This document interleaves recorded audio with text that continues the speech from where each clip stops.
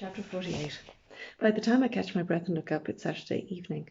The marquee is emptying, with the tail end of a speed dating event, while the band tunes up for the ball that begins at 8 p.m. Chris created a whole new batch of cocktails for the festival, the Gilded Granuela, Awaken the Stone Man, etc., so he's in the bar spinning them as fast as he can. There's a buzz in the air while everyone gathers waiting for the ballroom doors to open. Mum's on edge, watching every man who so much as glances in her direction. Any of them might be Rick. It's like the hours leading up to an execution. As soon as she has officially opened the ball, she disappears upstairs to the apartment to pin on her silk rosebud. Fortunately, Oni's friends are too busy interviewing people going into the ball to notice her slip away. This is one story that cannot be filmed. I follow her slowly. Now I know what is meant by leaden feet. If they were actually pinned to the ground with massive galaxy-destroying magnets, they wouldn't feel as heavy as the footsteps I take upstairs to our apartment. Please don't expect too much, Mum. No, too wishy-washy. I need to make it stronger, more worldly. Lots of people don't live up to their emails, Mum. It's not a reflection on you. The mirror in the bathroom despises every feeble attempt I make to figure out a way to minimise this mess.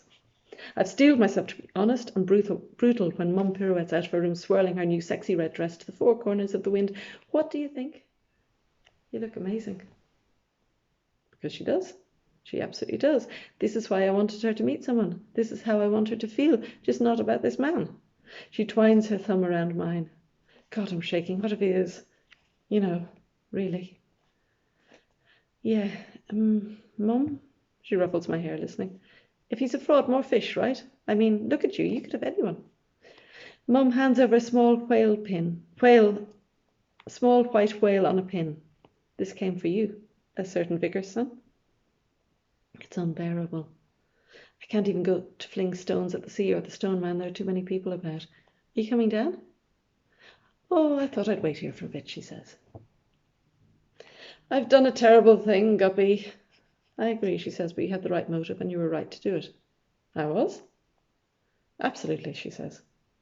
Guppy's dressed in the most beautiful floor-length blue velvet dress with teardrop pearl earrings, the same ones she wore in that photo with Teddy. I've never seen the dress before. At least tonight she'll be the belle of the ball. But I can't be distracted. She's talking about something else, and whatever it isn't what she thinks I've done. You don't understand. I have to tell someone before I burst. You don't know what I've done.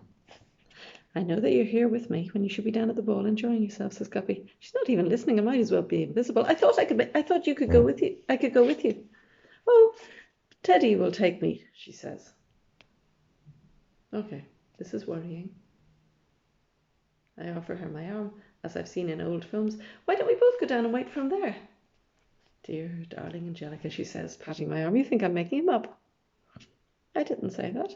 After you using that computer net to find him. Something in her tone of voice makes me turn. There, coming out of the ballroom, is an elderly man in a tux. He fiddles with his cuffs, as if he's nervous and it makes him sort of boyish. Teddy, this is Angelica, matchmaker to the gods. I'm speechless. She turns and takes my hands in hers. I couldn't say anything till I was sure he'd make it, she says. It was the hardest secret to hold from the one person I wanted to tell. Then she holds out a hand to him and I step back. As he approaches, Guppy seems to get younger, and so does he. By the time they embrace, they're the age they were in the photo. It breaks my heart for her. Where were you, I say. Angelica, that's enough. She's been waiting decades. Angelica. She's right, says Teddy in his slowly accented voice. But that's between Genevieve and me. Why don't you go down to the ball and we'll see you there? Chris is in reception. The hotel feels like a ghost ship decorated for a party that will never happen. Of course I'm exaggerating again. There are punters left in the bar, but everyone else is in the ballroom, except for Mum. I can look after the desk if you like. I'm not really in the mood, Mouse, but thank you. When Grace arrives, he shoos us out the door. If Mum were a princess, he'd be the dragon guarding the gate. Don't worry, I have my instructions, he says. If a man shows with a rose in his lapel, I'll tell him to wait in the bar until she comes down. The ball is exactly as I imagined it should be. An enormous room full of people swirling and flirting and dancing. At the heart of the dance floor, as if they've never been apart, are Guppy and her Teddy. They seem to be floating on a very elegant cloud. Jonas is master of ceremonies, dressed in a glitter suit that Ms. Willow, his fiancée, adapted from one of the spaceman costumes he wore to sci-fi conventions. Stop fidgeting, says Grace. You're making me nervous. She's right, but it's no use. I can't relax. Mum should be in here. It's her ball and Chris's, more than anyone else's. Only she's hiding in the apartment sick with nerves. Because of me, she's waiting for a man that may or may not show, who isn't the man she has imagined, and who might be a lunatic, while Chris is lurking behind the front desk playing gatekeeper. Dylan arrives, fashionably late, and I duck under the table. Grace, I have to go. No way, she says. Trust me. She doesn't want you there. Mums, they like to protect us. I should be with her. Grace catches my arm before I can leave. You want her to know it's you? You want her to know now? She's right again. Of course she is. There's nothing I can do. I'll be really kind in the aftermath. I'll do everything she asks without questioning or moaning, and I won't answer back, not until I'm sure she's okay. I will be the best daughter imaginable. Just like that, Grace forgets I exist. Tariq is striding towards us. She straightens up, puts on her most cool and nonchalant look. Think, I've swallowed 3 frozen hamsters that have just begun to thaw. And you're close. I knew it, she says.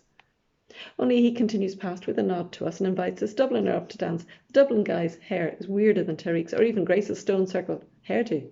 Think prehistoric jug with cracked veneer, and you're close.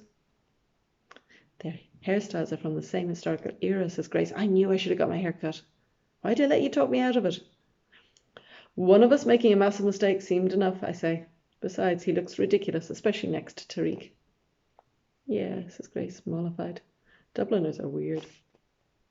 She draws my eye to the entrance as Mum enters, holding onto Chris's arm and seeming to glow. See, she's fine. Mum has a word for everyone as she moves through the room. I don't know what you were worrying about, says Grace. Wait a mo, she says, her voice going quieter than a snail's slime in a vortex. Was Chris my date? My bookworm? Chris is freaked. I let her wallow a little before letting her off the hook. So all right, he's not wearing a rose. Phew. We both exhale, because that really wouldn't be right. Dylan wafts over as if summoned by mischievous genies. This time, try to be nice. Grace hisses as he approaches, too near now for me to disappear. He won't bite, although there's no guarantee. Then she's gone, dragging Theo, of all people, onto the dance floor. Strangely, he looks pretty good dressed up. Dylan, lovely Dylan, takes my hand before I can think of anything clever to say. And out in the middle of the dance floor, with a wiggle of his shoulders, he peels off his jacket, a la Grease, and reveals a new t-shirt. The whole world and its pest oyster can read, Dylan XX Angelica, printed beneath the image of 2 kissing whales. I didn't know whales could kiss. He grins, and a small cheer goes up from his gang as he wraps an arm around my waist and another around my shoulder. I'm in his arms. We're in a ballroom on a dance floor, and it's our first dance. This is the sort of moment you're meant to get lost inside, to tell your children that this was when you knew. Everyone else is busy having fun and falling in love and not noticing us, so it's not even embarrassing. Even Mum doesn't seem to have seen us. Dylan holds me really gently. It's okay, I say. I don't break. Does it get sore, your back? He says. I shake my head. Maybe sometimes. I have to do stretches and stuff, but really it's just proof that I was born an angel. The wings fell off because I never got a chance to fly. Cool, he says. That's when I twig it. All that looking around and smiling that Mum was doing. I know the way she can paste on a smile. I've seen it time and time again when she's had to deal with boring guests. She was looking for Rick, and now she's gone again. Chris passes us with glasses of wine, looking for Mum among the dancers. I spin Dylan round, trying to see where she is now, and spot Chris taking up position near the ladies. He's wasting his time. I bet you a dozen slow songs that Mum was wandering somewhere away from all these happy couples, feeling stupid, or sitting in the dark of our apartment, feeling like a wet cloud. Sorry, I have to go. Again? Dylan doesn't understand why. Just, who are you, Cinderella? Sorry, I say. He looks embarrassed. The Lou in the apartment. Lou here is yuck. You'll be right back, he says. Right? To be continued.